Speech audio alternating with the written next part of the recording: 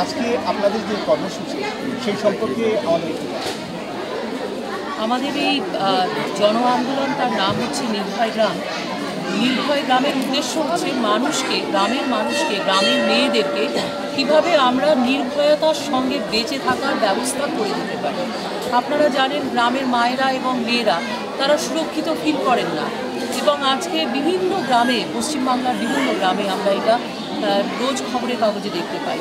আমাদের এই মালদা জেলা সীমান্তবর্তী জেলা, ভারতবর্ষের 272টি ব্যাকওয়ার্ড জেলার মধ্যে এটি অন্যতম। এখানে বেশিরভাগ মানুষই, আজকে যেখানে আমরা দাঁড়িয়ে আছি, এখানে আদিবাসী অধ্যুষিত গ্রাম এগুলো। এখানে আদিবাসী অধ্যুষিত এবং মাইনরিটি অধ্যুষিত এরিয়া।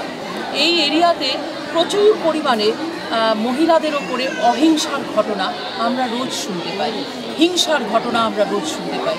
এই হিংসা থেকে মানুষকে কীভাবে মুক্ত করা যায় এবং শান্তির বাণী মানুষের মধ্যে কীভাবে পৌঁছে দেওয়া যায়, তার জন্য আমরা 3000টি গ্রামে নির্ভয় গ্রাম রচনা করার কাজ সংকল্প আমরা নিয়েছি।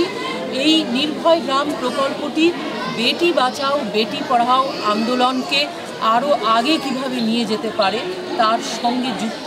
এবং আজকে আমাদের এই প্রোগ্রামের মধ্যে আমরা রোটি বেটি যাত্রা বলে একটি অ্যাওয়ারনেস প্রোগ্রাম এখানে লঞ্চ করলাম, এবং তার সঙ্গে এই রোটি বেটি যাত্রার মধ্যে দিয়ে আমরা বোঝাতে চাইছি যে বেটির কত ইম্পর্টেন্স আমাদের দিতে হবে, বেটির গুরুত্ব।